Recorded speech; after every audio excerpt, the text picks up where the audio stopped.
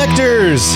Welcome back to the Mass Effect Lorecast. This is your host, Tom, or Robots. I'm here with Sam, a good buddy, and Seven the Legend. What's up, Sam? How's it going? It is going well. It's been a really long week for me. I don't know about you, but I mean, Emerald City Comic Con was last weekend. That was amazing. I guess we haven't spoken since I went. No. To give you a perspective of how large that thing is, on one day, just on one day when I went, and I spent around from 10:30 maybe until about 7. Yeah, until about 7. Full day. Yeah. I walked eight miles. Holy moly. Wow. Just inside the convention center. Yeah. And it was gorgeous. That. Yeah. It was beautiful. I got to meet Jennifer Hale. Yeah, I saw the picture. I saw that. Yeah. That was awesome as well. I got a photo op where I look like the biggest nerd in the world, and she looks awesome. So, right.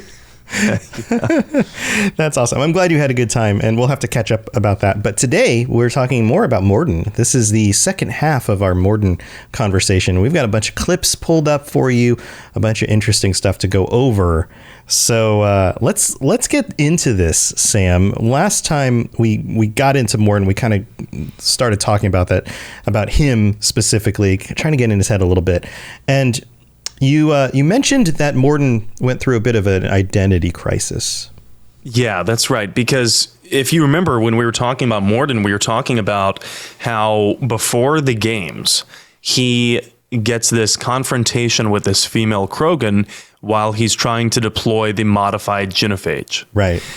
And it sparks this question within him, am I really doing the right thing right now?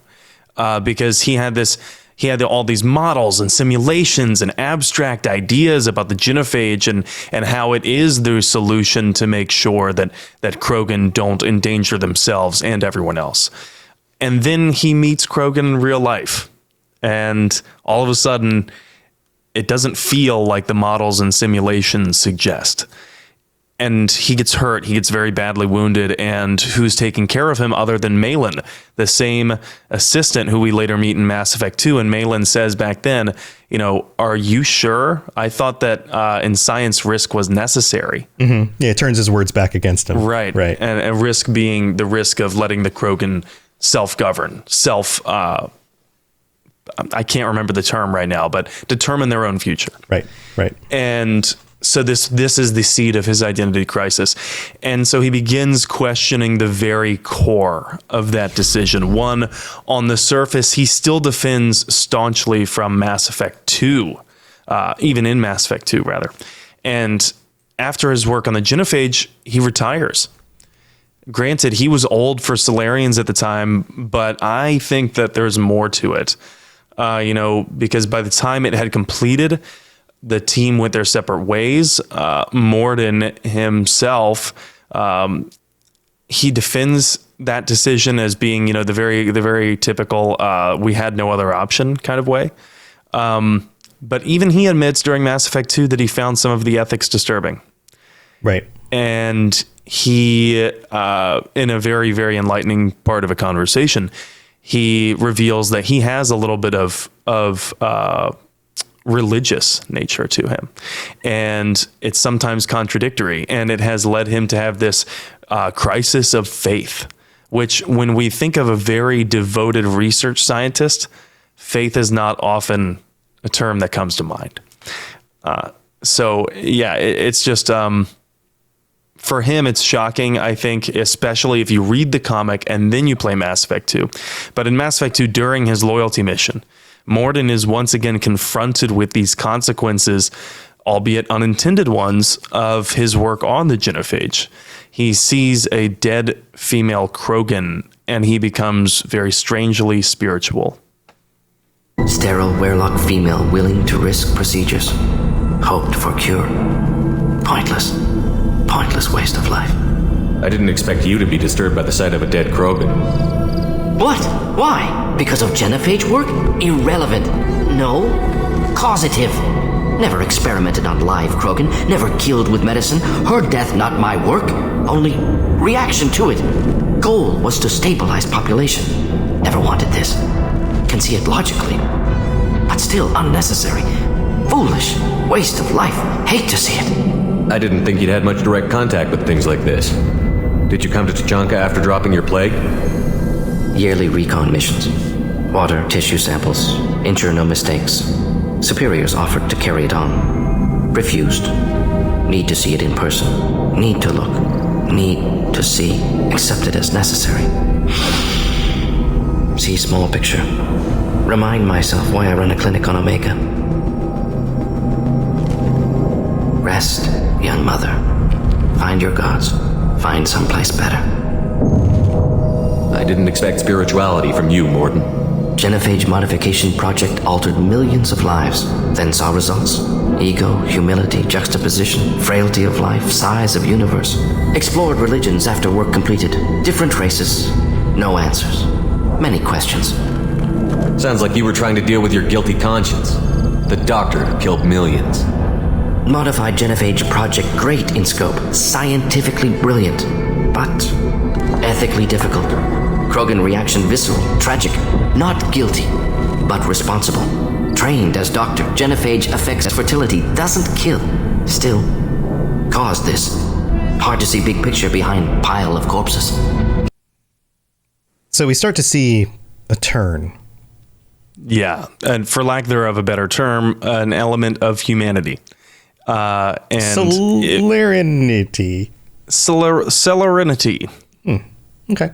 Sounds legit. Let's go with that. We'll go with that. If you press him on the justification that he gives, he will defend it, saying it was necessary, and he argues that curing the genophage would lead to chaos on Tuchanka under the premise that they cannot govern themselves. This whole idea of self-determination again coming up. Mm-hmm. And then he says, no unified culture to support repopulation. Right. That he can see. Right. There's Yeah, no that's true. unified culture. That's true. He is not all knowing. He's just, and he also spends very little time among Krogan. Right. This is one of those things that, like, we talk about real world parallels, but I feel like a lot of times the people who decide that they know better than other people also don't spend a whole lot of time with those people. Mordin is practicing something that we call, in our own history for hundreds of years, the white man's burden. Right. Yeah. This idea that, that's like, what Mordin is practicing. Right. The idea that the majority knows better for the minority, even if they don't even spend any time or get to know any of them personally. And going back further in the 1800s, I forget the name of the council that was brought together to basically determine the fate of the African nations. Yeah.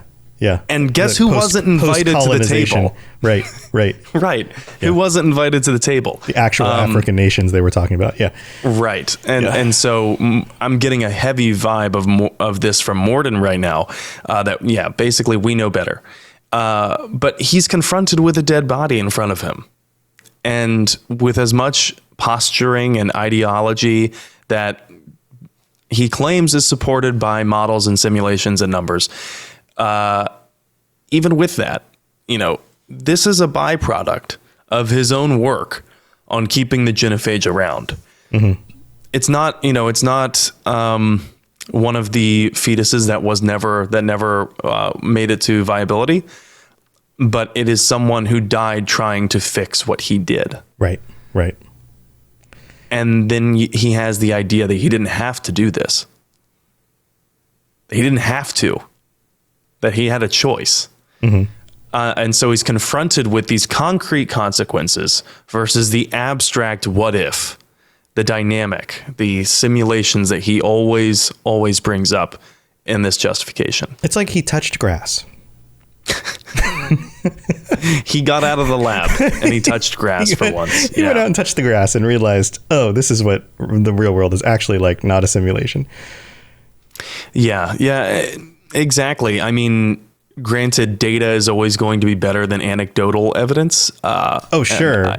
Yeah, there are tiers to that. But then there's also the whole personal connection to the thing that you're actually studying and being able to not see it. It's good to see data objectively, but when we're talking about human beings or cultures or races, when it comes to Mass Effect, getting to know them on a personal level is still another data point that you can't simulate through other means of accumulating data.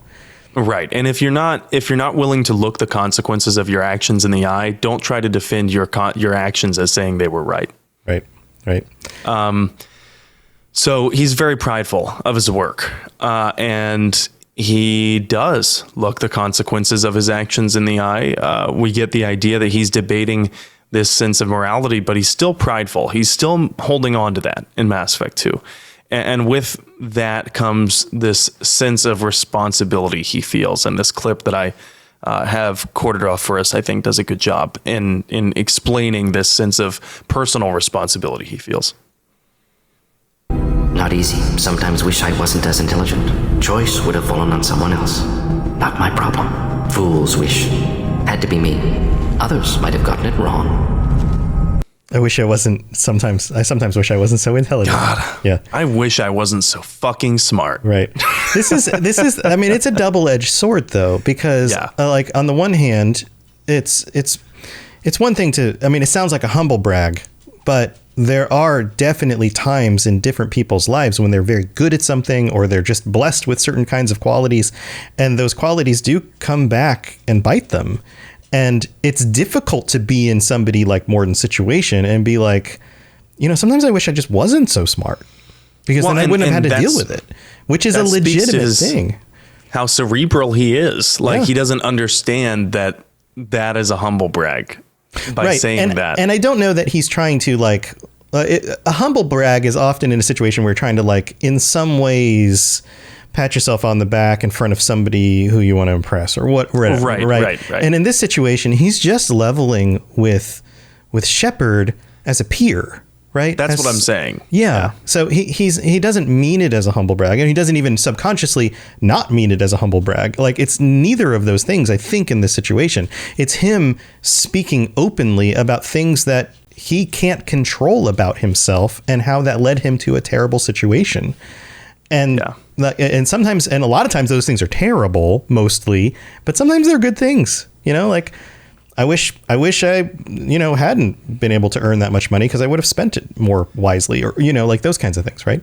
But I think the truly ironic part of this is, and yes, I do think he's being sincere, but I also think the truly ironic part is that Mordin is the prototypical genius scientist who is too prideful to accept what he doesn't know. Right. Yeah, there's definitely an element of pride in there too.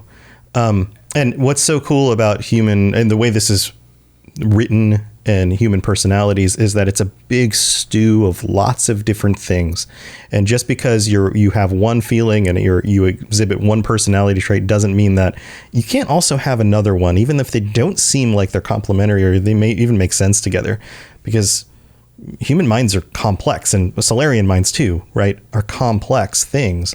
So it's an interesting statement that I think can be interpreted wrong, but I think in this sense, like what you're saying is he's genuine about it. The point of the statement isn't I'm so smart. The point of the statement is, woe is me for a condition I could not control.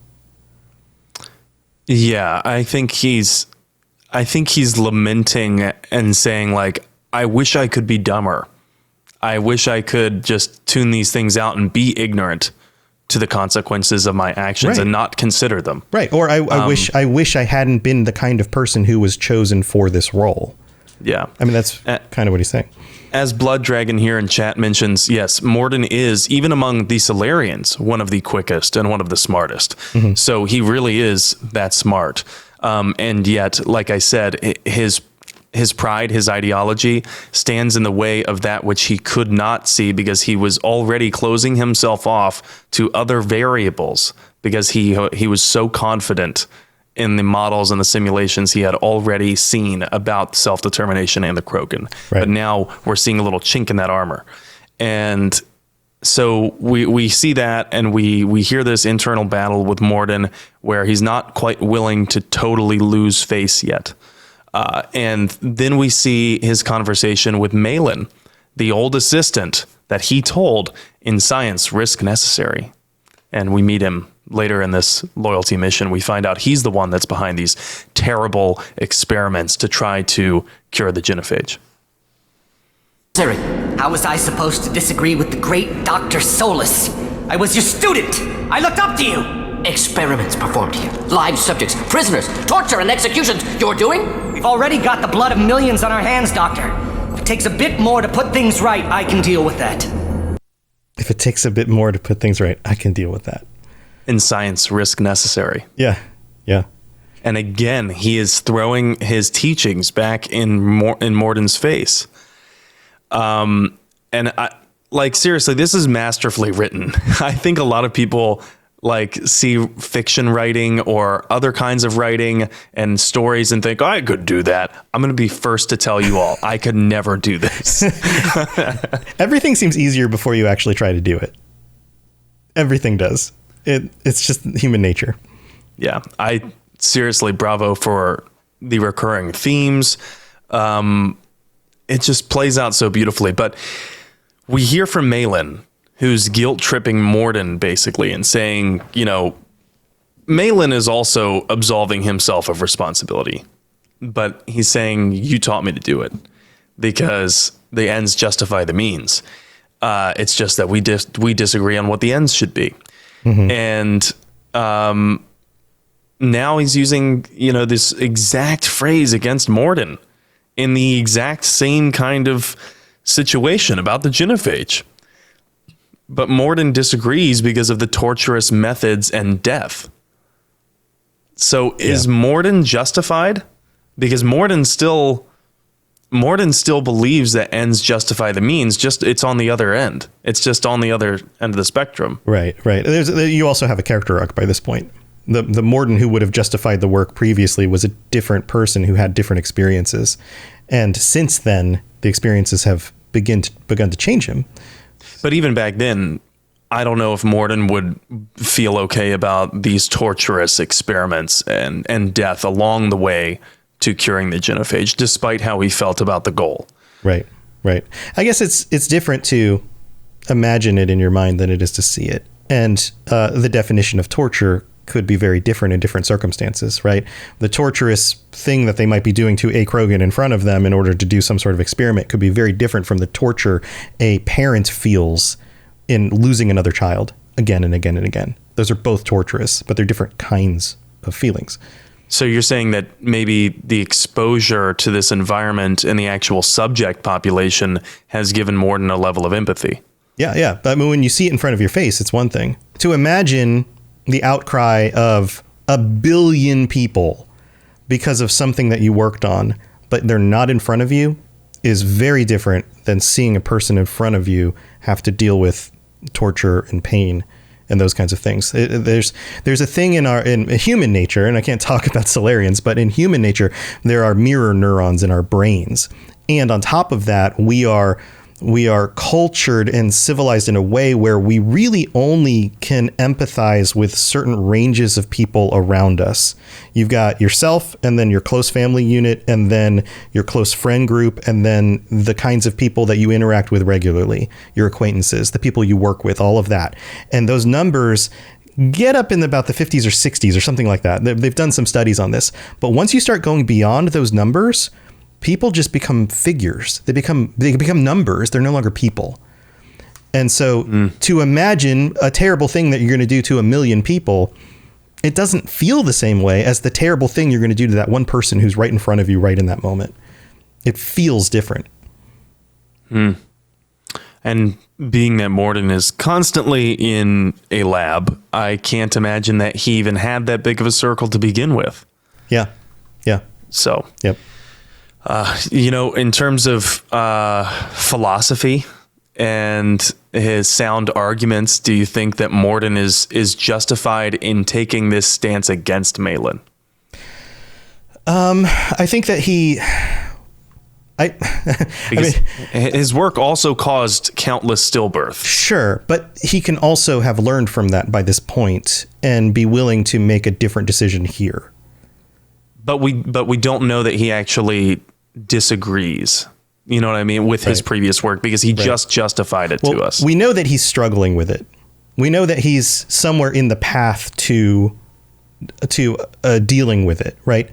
There's even if you're, let's say you have to go 10, let's say you do a terrible thing, right? And then let's say you have to get 10 steps to the point where you finally turn about face and you go, you know what? The thing I did was the wrong decision. I'm going to try to make up for it. Right. That's the character arc. Even if he's only 2 or 3 steps into that path and isn't able to justify it or say it out loud or actually make a different decision yet, he's still in a different location than he was at the beginning. I think maybe this is showing the development as it's happening before he's actually gotten to the final destination. Well, there's another clip here from the same conversation, and it happens just a little bit later, and I think it reveals a little bit more about what you're just talking about, Mordins Arc. You honestly think the experiments you did here are justified? We committed cultural genocide. Nothing I do will ever be justified. The experiments are monstrous because I was taught to be a monster. Mordin, did you ever perform experiments like this?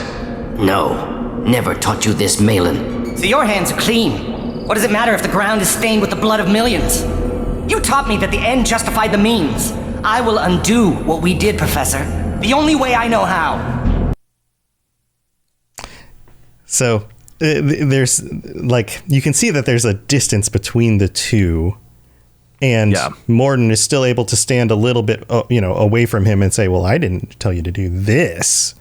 And then he's like, go that far. And he's like, yeah, but we've got the blood of millions on our hands. Like, what's a little bit more? It's basically his justification. Yeah, pretty much. I mean, it's a pretty crappy justification on Malin's part. And I think it's hard for anyone to justify and align with Malin at this point, because you're literally there. You're in the level. You're seeing these dead bodies. Right. But that also makes it easier to align with Mordin's justification, as I have heard players do before. I have actually heard Mass Effect players say, I don't blame Mordin for thinking the way he did about the Krogan will just destroy themselves and everyone else if we let them breed unchecked.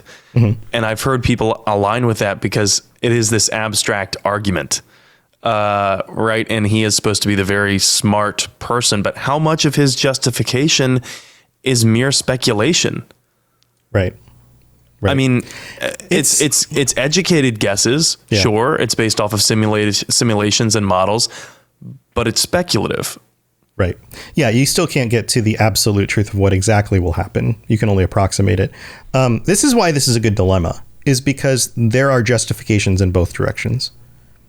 If you were to make a decision about something you were going to do with your future, and you gathered all the data you possibly could, you asked all the wisest people you know, and the answer came back the same thing every time, and then you did it, and then you regretted it, right? You'd have the same justification of like, well, I still couldn't have predicted everything. It would be the classic Road Not Taken by Robert Frost. Absolutely. And you know, a lot of people actually think that poem is about walking the road less traveled, but it's not.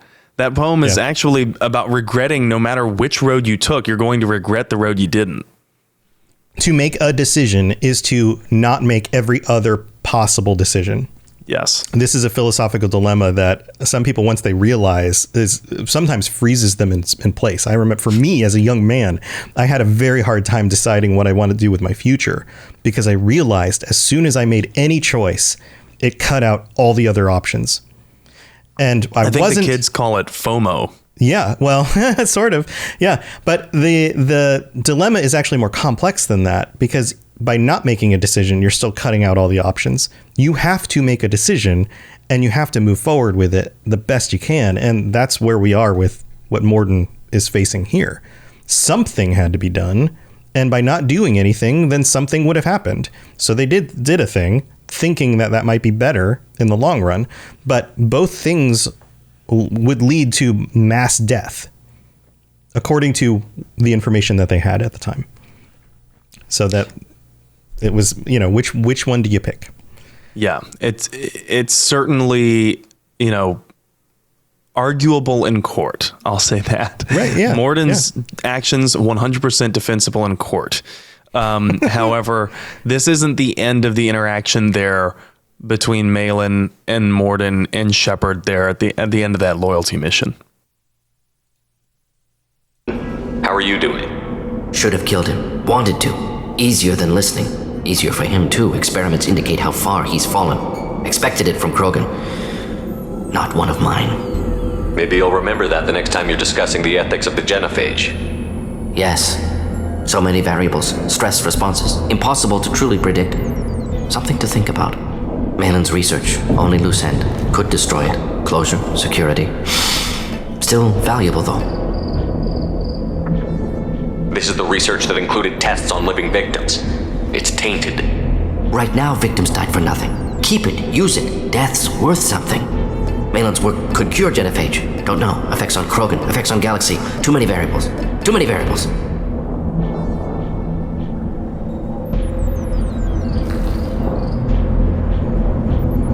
You regret what the Krogan have become. You see the horror of what they did here, but you see the loss, too. Wasted potential. They don't deserve this, Mordin. So we'll pause it there. It goes on a little bit, but Yeah. Too many variables. Too many variables, right? Analysis paralysis, right? But we also hear pain in his voice because he owns what Malin's did, or what Malin has done, rather. Malin's training was partially up to Mordin. And I think Mordin feels that he himself failed. Although some slight racism when he says, expected this of Krogan, not of Malin. Not of one of my own. Sure, right. Yeah. And so save the data or not. That's basically what this choice is when you're talking to Mordin right here.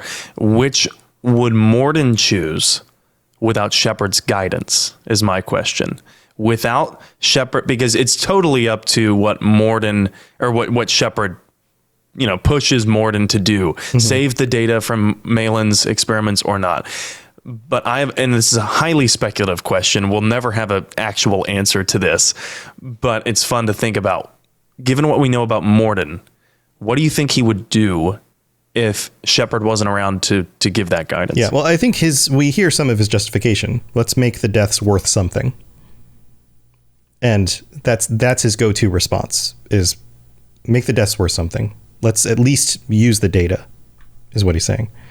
Yeah, because at the end of the day, he's pragmatic. Right. Right. Well, and there's some guilt there. I may have led, I may have unintentionally led Malin to do these terrible things. So I'm kind of guilty in a chain. So let's at least make it worth something. Yeah. Let it not be in vain. And I do think that it's interesting to point out Mordin took issue with Malin's methods, not his goal. Right. Oh, yeah. It was the methods. Absolutely. Yep. It wasn't the goal. Nope. I mean, nope. The real thing that pissed off Mordin and the thing that led Mordin to put a gun up to Malin's chin was the methods that he used. Right. Right. So that's, by the way, up to the player again, whether or not you can save Malin. My neutral Shepard, as I told you, I have been missing every interrupt. So my neutral Shepard did not take the Paragon interrupt. First time I've ever done that in any playthrough. Mordin pulls a trigger. Yeah. Yeah. And then Malin falls down dead, and that's that. And everyone watching my stream had the same reaction. It was pretty unified, like, good Lord. It was like, whoa, dude. It was. Come on, man. What is he doing? Yeah. Little Biden reference. But it was a little off the wall for Mordin. But anyway, I just wanted to do that question, that thought experiment, because he was just defending the genophage. So why would he want to save the data on curing it? And I think it speaks to how complex of a person. Because data is data. Like I think for as much pride as he has, and like underlying racism and these kinds of problems he has as a person, he respects data. He is a scientist, and I'm married to a scientist. One of the things a lot of people get wrong when they critique most scientists is that they get their minds in one direction and they ignore anything that is against the thing that they're trying to prove. And that is the exact opposite of what the majority of scientists are doing. That's what the general public does. That's what you and I are more likely to do than a scientist, is we have some goal in mind, some thing we want to point out, something I want to prove to you, and then I'm going to go cherry pick the evidence in order to make my case. This is what people do with the internet all the time. This is what people do with politics all the time, right? Scientists are more likely to say, no, give me the data that contradicts the thing, because that helps me understand it more completely so I can get to the actual truth. That's the goal.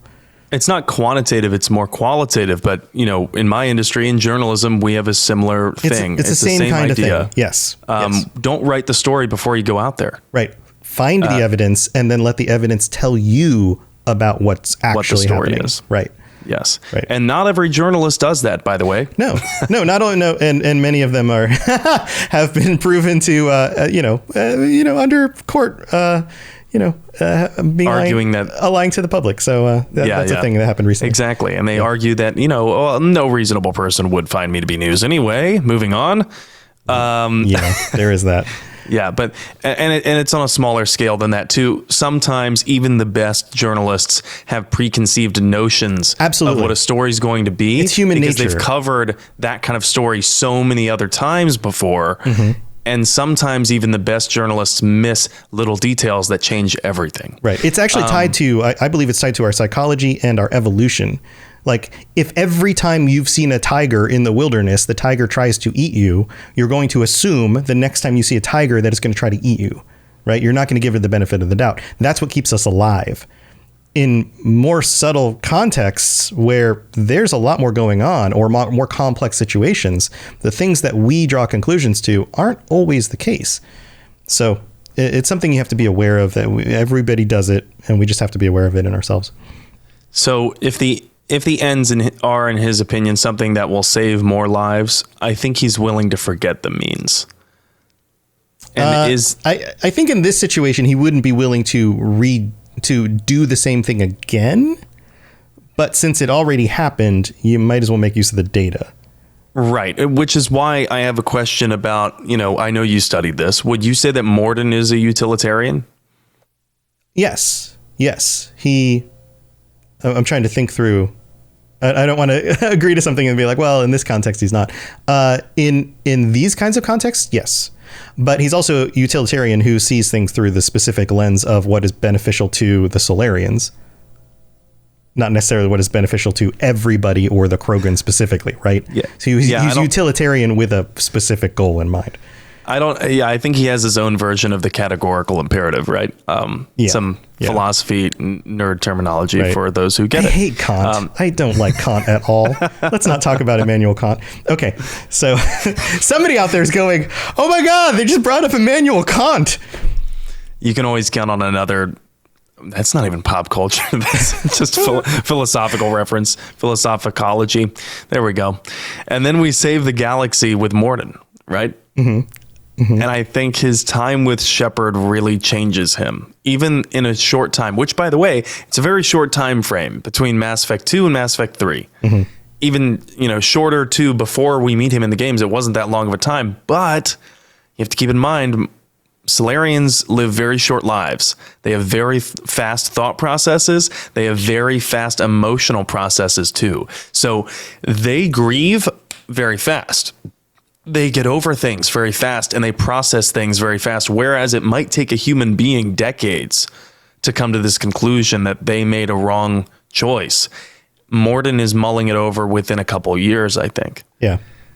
That's right. And he continues to see the effects of his work in real life. He's no longer protected by the Solarian STG bubble, where he's just surrounded by that kind of echo chamber.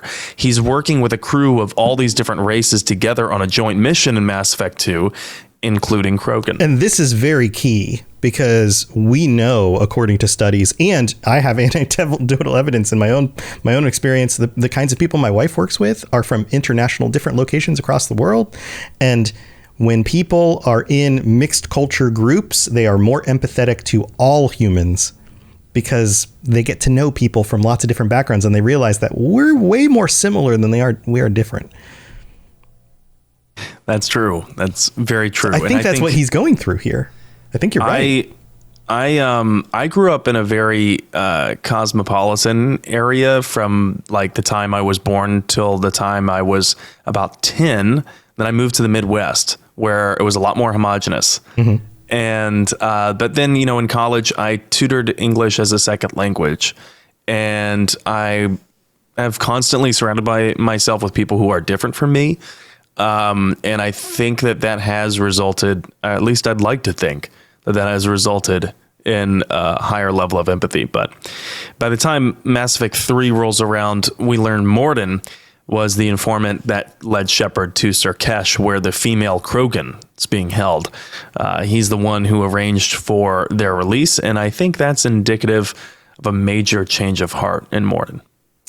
Yeah, so we're getting there, but we're going to take a break. We got to go thank our patrons, and we will be right back to talk more about Mordin. Don't go anywhere.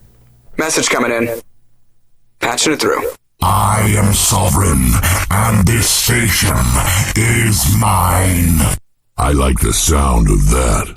All right, here we are in the middle of the show. This is where we get to thank our patrons for being so awesome and welcome our newest patron, Cam29. Welcome to the Patreon. And we're going to shout out all our Shepard tier patrons, Kolkashins, Edboy, Aaron J, Kira C, Lieutenant Tessino, that's Spectre J, and William. Thank you so much to all of you and all 70 of our current patrons for helping to support the show, keeping things going, and getting all the cool stuff you can get from joining the Patreon. If you're interested in checking that out, patreon.com/Mass Effect Lorecast. It's easy to remember. Just go check that out or look in the show notes or whatever. There's all sorts of different ways to get there, or you can just Google it. And we've got some new reviews, some from a while back because of the whole reporting on this. We talk about this. Sometimes they come in late, but we have some international friends who have chimed in. Argent R, and these are all on Apple Podcasts, by the way. If you leave a 5-star review, we'll read it out on a future episode. Argent R from India writes, favorite podcast on the Citadel indeed. This podcast has been my companion through 2022 till now. Years after playing Mass Effect, I am still amazed by the lore. Props to you both for putting in all your hard work and adding joy to our monotonous days. Thank you so much and take care. I love how almost every other person who leaves a review talks about how like we help them get through their workday or those kinds of things. I just love that. I love that we're doing good by nerding out about something, I feel good about it anyway. And it's so funny because when I was listening to your Elder Scrolls Lorecast, I was getting through my workday like that. Yeah. So full circle. That's how it goes. So this one is from Sergio RMZM, maybe? From Mexico, who writes, best podcast in our cycle. Been listening to this a while and finally catch up with the recent episodes. Both Tom and Sam provide insightful information and commentary, and I enjoy their chemistry in the show. This is great both for newcomers and veterans of the best RPG ever made. Greetings from Mexico. Hello. I'm waving across the Gulf of Mexico to you because I'm a lot closer to you than Sam is. So we've got those, and then we've got one more. This one is from AJJSHD, who may have chimed in previously. I'm not sure if you did or if this is just a very similar name, but I think they may have increased this to a 5-star review. And it says, this podcast is fantastic. This podcast keeps me alive at work. We're keeping them alive. That's way more than I expected. And in the California traffic. Ooh, you guys are amazing. I love the parallels to real life history and current events. Thank you, Robots and N7 the Legend, for the amazing work. Well, thanks so much. And if you did update your review, thank you for updating it as you've enjoyed the show more. That is something that is possible. So thank you for all the support. If you'd like to leave a rating, you can do so on Spotify if you listen there, or some other podcatchers if they have rating options.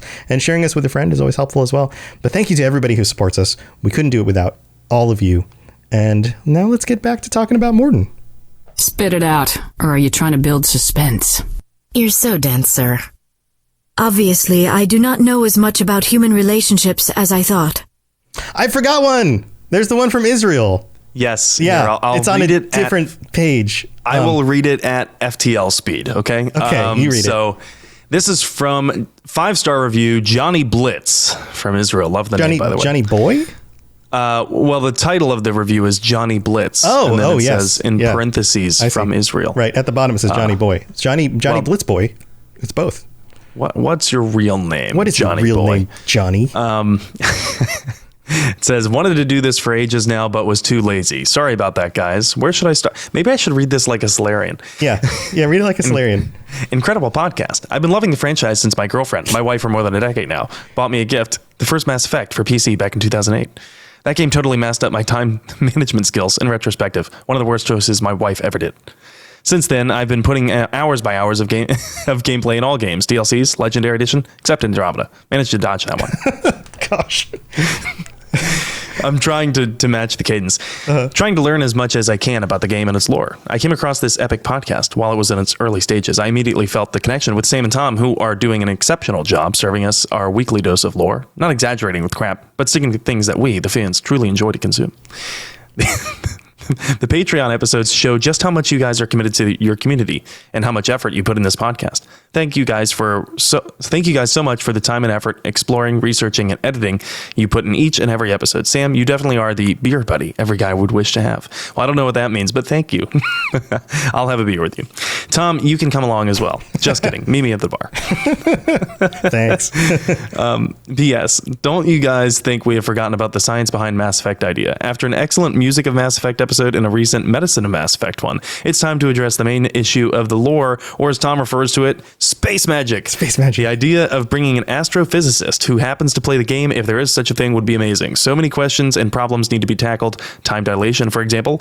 Anyway, from our little oasis in the Middle East, love you guys, and thank you again for a wonderful show. And no, I am not writing this from the back of my camel. That's amazing. Also, Neil deGrasse Tyson, if you happen to be listening and play Mass Effect, give us a call. Let us know. Yeah. Just give us a call. That was a good Solarian breakneck speed kind of reading. All right. Thank you. I tried. It was a little bit like William Shatner too. So a little bit. Yeah. All right. So let's jump back into Mordin here.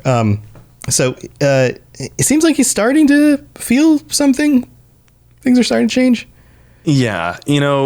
Remember how I said I think he feels a personal responsibility? Well, we see it again when we're taking care of Eve, the last known female, fertile female, Krogan aboard the Normandy. And here's part of that conversation. Aware Krogan females find scars attractive.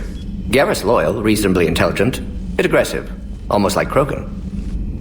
For the third time, Doctor, I'm not interested. Ah, Shepard. We were just... Are you okay?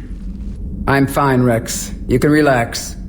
Can't be too careful, or put any faith in Solarian doctors. This one is different. Is he? What's that? Simple blood test. What kind? Kind that ends the genophage. Shepard, please. Distraction's counterproductive, also affecting comfort of patient. He was your inside source, Rex.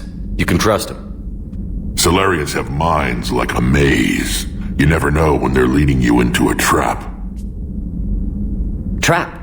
Eve's release my doing. Would never have known about her if not for me. That was then. But she's out now. And if she gets hurt, I'll feel it.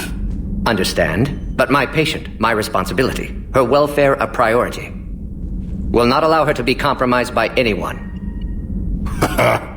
You got a quad, Doctor. Keep her safe. Our females have endured enough. Don't forget, still need your tissue sample. I'll be back. Common phobia. Fear of needles. Or Solarian doctors. Now have work to do. Prefer females of the species. Or Solarian doctors. Yeah, I love the snide comment there. I also love Mordin's clinical tone. Shepard, please. Distractions counterproductive. Shepard, please. Yeah. Also affecting comfortability of patient. Right, talking about them as if they're not right there. Right. Right. Get out of my office. Yeah, get out of my office. Don't talk to me or my patient ever again. So although his perspective changes, which given his previous encounter with a female Krogan isn't too surprising, he's still very, I'll take the burden of work upon myself. So that combined with his very cerebral and clinical attitude, and Mordin is like type A on steroids, you know, like he's maybe he prescribed himself type A steroids as opposed to type B steroids. Don't take the type B steroids. Yeah, those are the ones that make you angry. These just make you snarky. Yeah, these make you give a shit really bad. No, just kidding. That's X-Lax. Okay. I amuse myself. Wow. All right. Oh, brother, this guy stinks! Okay, so it's during one of these conversations with Eve that we learn Mordin is an auditory learner. He's actually not a visual learner. We learn this about Mordin during one of these conversations, which means it helps him to say or hum things or to sing them out loud, which is why he does this. Right, because he's a singer. Maybe with an inhibitor. No. Entire catalyzing process would fail. Severe neurological damage. Never mind. What are you talking about? Method to extract functional cure without killing you. Many variables. Your immune system compromised. Considering options. And you have to do it out loud? Yes. Auditory learner. Need to hear self think. Simulate conversation to promote new ideas. Maximize productivity. But you're talking about me dying. Oh, apologies. Medical details causing emotional distress. I hadn't considered effect on patient. No, it just means I can't sleep. Doing my best to keep you alive. Will avoid sensitive subjects. We'll avoid sensitive subjects. We'll avoid talking about you dying. Right. Thanks. Very empathetic. Good bedside manner there, Mordin. Yeah, clearly he cares because he's working himself to death about this. And yet again, we can see him taking responsibility, which may be a sign of repentance. I never thought about that before, but this high level of personal responsibility that he feels to do this himself, I think isn't just emblematic of his pride. I think it's a symbol of a desire for atonement. Yeah, I've always interpreted that as more atonement and less pride. I mean, he's clearly very prideful, and he clearly knows that he has the best chance of figuring this out and fixing everything. But the reason he's doing it and working so hard is atonement. It's not because I'm the best. When he says had to be me, someone else might have gotten it wrong. Right. I think it's a tongue-in-cheek thing where he might be making fun of himself by saying that he understands he's prideful about his intelligence, but he actually wanted to do it because it had to be him. Yeah. He's the one who modified the genophage before. Right. It's only right that it's him. Yeah, I think it works on a few levels. I think it. Yeah. Or here's another thought. What if he's doing this merely as another means to an end, with the Reapers threatening all life anyway? What if Rex is justified in not trusting Mordin because his mind is like a maze? Mm-hmm. And yet again, Mordin is using someone and something as a means to an end. Like helping the Krogan repopulate in order to fight the Reapers? Yes. But wouldn't it take years? Like, they don't have years. Who knows? I mean, but I guess they don't really know. If he doesn't try, then they surely don't have. Then they surely don't. I think at this point they've seen what the Reapers have done and how fast they work. That a plan years in the making is. I mean, maybe that's all he's got to work on, and so that's just what he's going for. But I don't know. Who knows? I wouldn't doubt that in his mind he sees that as a side benefit, but I think that there is a true redemption arc happening here. He has changed as a character, and that's just a secondary benefit from doing this. It's not the primary motivation. Yeah. Knowing how smart he is, I think he realizes there's a very real possibility that they're all going to die anyway. Yeah. And if that's the case, he wants to do right by the world and by the galaxy before he dies. Yes. He wants his final action to be one of good. Yeah, I think that is much more likely. Selflessness. The drive for his actions, yeah. Yeah. So fast forward now to the Tuchanka mission in Mass Effect 3. Mordin has worked tirelessly to cure this genophage, and they are returning to the planet he visited when he deployed the modified version. So this is the same planet. They're going back to Tuchanka, and as far as I know, it's the second time that he's gone back to Tuchanka since that initial mission to modify the genophage. The first time he went back was when he saw Malin there. Mm-hmm. And then now he's going back to Tuchanka again. Right. And he's here to end it for good. I mean, it's the quintessential redemption arc, because Malin was using these lessons as inspiration to conduct horrible lessons from Mordin as inspiration to conduct these horrible experiments on a population devoid of hope and willing to try anything. And Mordin is back. And it's the third time he's back to Tuchanka. And now he's gonna put the nail in the coffin and end it for good. One of the most impactful scenes that we actually talked about with the cinematic designer who worked on it, right, comes from the heavy renegade route, where you decide to sabotage the genophage and try and stop Mordin from curing it. You're going up there? Yes, readings at lab suggest temperature malfunction. Could affect cure viability. Need to adjust settings manually. It's too dangerous, Mordin. We need to get out of here. No, temperature variance could destroy cure. Time running out. Have to go up. Mordin! You're not going up. Not concerned for my safety. Concerned I might discover something. Sabotage? But whose? Why, Shepard? That desperate for Solarian aid? Or that afraid of Krogan? Every time we've talked about this before, you've defended the genophage. Hell, I had to talk you into saving Malin's data. How can you change your mind now? I made a mistake! I made a mistake. Focused on big picture. Big picture made of little pictures. Too many variables. Can't hide behind statistics. Can't ignore new data. My responsibility. Need to go. Running out of time. Mordin, walk away. Can't do that, Shepard. I don't have a choice here. Walk away or I will fire. Not your decision. Not your work. Not your cure. Had to be me. Someone else might have gotten it wrong. That's the line. And how different of a delivery it is when doing the Renegade route. And it's the Carnifex, right? That pistol that Mordin gave Shepard back in Mass Effect 2, just like John had told us. Right. If you're listening to the audio version, this will be up on the YouTube, so you'll be able to actually look at it if you want to see it. It's right there. Yeah. Yeah.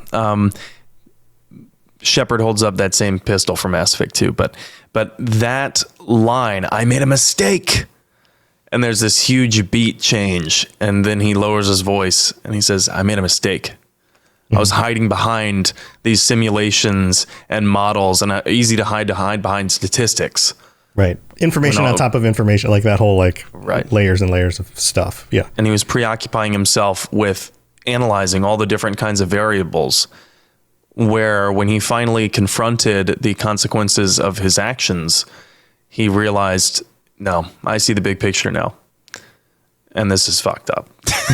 Yeah, basically. So it had to be him. You know, he finishes that with, had to be me. Someone else might have gotten it wrong. Kind of insinuating that Shepard is going to get it wrong. Yeah. Yeah. And what a different implication from the same exact words that are used in the Paragon route. Same scene takes much of the same way. Much of the same words are used. Right. But they are delivered differently. And Mordin still takes responsibility in the Paragon route. And if you play a certain way, you can hear this difference. So we're going to play a clip, so listen closely. Mordin, is the cure ready? Yes, loaded for dispersal in 2 minutes. Procedure traumatic-free, but not lethal. Malin's research invaluable. She's okay? Headed to safety now. Her survival fortunate. Will stabilize new government should Rex get any ideas. Good match. Promising future for Krogan. Down! Control room at top of Shroud Tower. Must take elevator up. You're going up there? Yes, manual access required. Have to counteract STG sabotage. Ensure cure dispersed properly. Mordin, this whole thing is coming apart. There's got to be another way. Remote bypass impossible. STG countermeasures in place. No time to adjust cure for temperature variance. No other option. Not coming back. Suggest you get clear. Explosion likely to be problematic. Mordin, no! Shepard, please. Need to do this. My project, my work, my cure. My responsibility. Would have liked to run tests on the seashells. I'm sorry. I'm not. Had to be me. Someone else might have gotten it wrong. Yeah, same line, very different delivery. Very different. And it's come to my attention that not everyone who goes the Paragon route actually gets that line. Would have liked to have run tests on the seashells. Yeah, I noticed that too. Which is so sad. It's so self-reflective and accepting of his fate. Right. Because he understands. Yeah, he knows he's not coming back from this. So, right, exactly. So he ascends, and there's this great shot, like cinematic shot over Mordin's shoulder with him and Shepard just looking at each other, maybe 50 yards away as he's ascending through this elevator, and both of them knowing fully well that the scientist is headed to his certain death. But Shepard gives this slight, proud smile if you've chosen the Paragon route. And I think we see something similar from Mordin. Contentment as he heads to the control room, where we get to hear him sing one last time.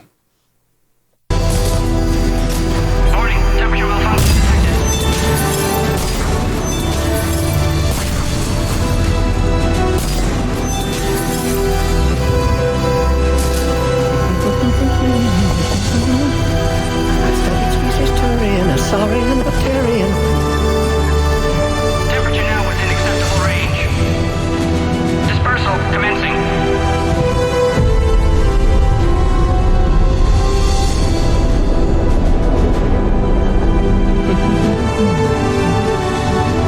My single science studies range from urban to agrarian. I am the very model of... There it is. Yeah, Johnny Car Wash in chat. That always gets me too. That scene is, man, even in the Paragon route, it's tough to watch. But the Renegade one, like John told us last week, that is a dagger in the heart. It's so hard to watch. It's a hard pill to swallow. I mean, Mordin's death. In some ways, I find Mordin to be similar to Sidney Carton's line at the end of A Tale of Two Cities. For those who read this book, then you'll recognize Sidney Carton as being kind of forlorn, like I dreamed a dream of loving this woman, but never got that chance. And for those who didn't, basically this man is in love with this woman and she doesn't love him. And he's kind of like a deadbeat. And there's this other guy who kind of looks like him, and he is going to die. But Sidney Carton decides to take his place so that they can be happy. So it's at the end of A Tale of Two Cities, and he decides to take his place because he cares more about her happiness, even if it means not being with him. So he decides to take the man's place in his death, in his stead, and die basically for him. And while he's doing this, at the very end of the book, he says, "It is a far, far better thing that I do now than any I have ever done. And it is a far, far better rest I go to than any I have ever known." And I'm pretty sure he says that while standing on the gallows. Yeah. So, yeah, sacrifice is potent. I mean, there's a reason why stories contain sacrifice, is because it's giving the most you can, and when it's redemptive, that's even more powerful. Yeah, and that's the other thing, that the kind of similarity between Mordin and Sidney Carton. Carton was, like I said, not impressive. He was a deadbeat. He didn't feel good anyway. He didn't feel good about his life. And Mordin clearly felt guilt about what he did. And there's this final act of redemption, saying it's a far, far better rest that I go to than any I have ever known. And I get that feeling from Mordin. Of course, he's sacrificing, but he knows he's leaving behind a far better world. Right. He can't go back and change what he did, but he can do this. Right. Yeah, the past is done, but I still have time to do something good. Yeah.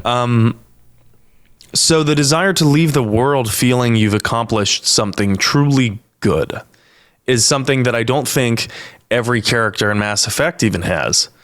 And I'm not sure how many people have that in our world, you know? Yeah, I really like stories like this because, especially for a character like Mordin, because he's so intellectual, he's so smart and prideful, and yet he's not beyond a redemptive arc. He's not beyond getting to the point where he realizes I made a mistake, and it says it, you know, and grows as a character.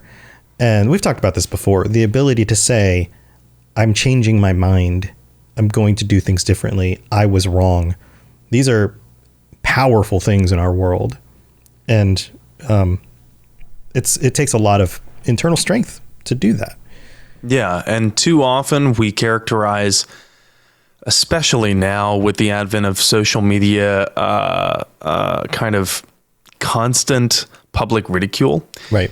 I think that we too often characterize changing your mind as admission that you were awful. Right. It's a weakness, but the actual changing of your mind is actually a strength, and it takes a lot to do it. Right. I was just having a conversation with a family member of mine, and he was bringing up a social issue where I think he was speaking out of malice, and it was malice toward a minority group. And I just told him, look, man, you know, you can either treat people with love or hate. At the end of the day, no matter what political justification you want to wrap around something, you have one question to ask yourself at the end of the day. Is what I'm doing truly born out of love? And can I justify it honestly to myself in the mirror that way? Or is it because you hate something? Right. Do you love what's behind you, or do you hate what's in front of you? Right. And so I told him that, and then he brought up, you know, this conversation between you and I, you would have totally been more sympathetic to me 10 years ago. He didn't say 10 years ago. He referenced an event that happened 10 years ago when we went on some trip. As if it's your fault for having grown and changed. And I said to him, I was like, you know, and he did say, you've changed. And I said, I really hope I have.